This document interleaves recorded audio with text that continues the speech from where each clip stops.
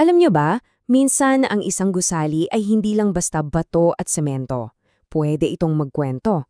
At ngayon, yan mismo ang titingnan natin sa palasyo ng Malacanang, kung paano nga ba ito nagbago mula sa isang kuta ng kapangyarihan papunta sa pagiging isang tahanan.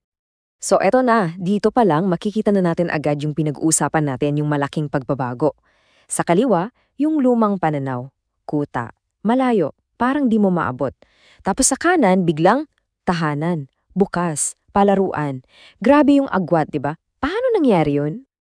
Okay, para maintindihan natin yang pagbabagong yan, kailangan nating balikan yung nakaraan. Ano ba talaga ang Malacanang sa isip ng mga Pilipino bago ang lahat ng ito? Well, for the longest time, ang Malacanang, yan yung sentro ng kapangyarihan. Fortified, kumbaga. Diyan nangyayari lahat ng mahahalagang desisyon, saksiyan sa pagpapalit-palit ng administrasyon. Pero yung isang bagay na parang halos imposible mong marinig doon, yung ingay at tawanan yung mga bata na naglalaro.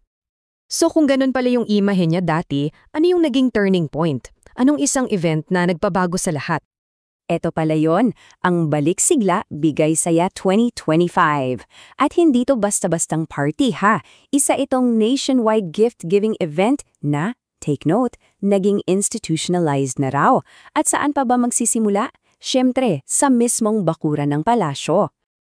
At para lang magka-idea tayo kung gaano kalaki itong event na to, imagine this, higit 3,000 bata. 3,000! Nagsama-sama sila sa Kalayaan Grounds. Grabe, di ba? At heto yung isang quote mula sa source material na parang perfect summary ng transformation. Sabi, yung palasyo na dati ay sarado, nakakuta, malayo, para sa mga elitista. Ngayon daw, tahanan na ng tawanan. Wow! Ang laki ng pinagbago. Okay, so may malaking event, maraming bata. Pero nasaan ang Pangulo sa kwentong to? Ano-ano yung naging role niya ayon sa ating source? Dito ngayon, papasok yung konsepto ng ama ng bayan. Pero linawin natin, ayon sa source, hindi lang ito basta titulo. Ito raw ay isang temperamento, isang pag-uugali, yung pagiging mapagprotekta, mapagpasensya, at mapag-aruga.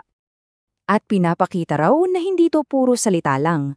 Sabi sa source, kitang-kita sa mga kilos mismo ng presidente. Yung kusa siyang lumalapit sa mga bata, niyakap sila, tapos binibigay talaga yung buong atensyon niya. Nakikipag-usap siya sa kanila, hindi yung parang nagsasalita lang siya mula sa itaas. At yan yung sinabi niyang tumatak daw talaga sa mga bata.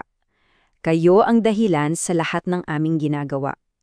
Ayon sa source, naniwala raw yung mga bata. Kasi yung delivery, yung paraan ng pagkakasabi, parang galing sa isang tunay na ama.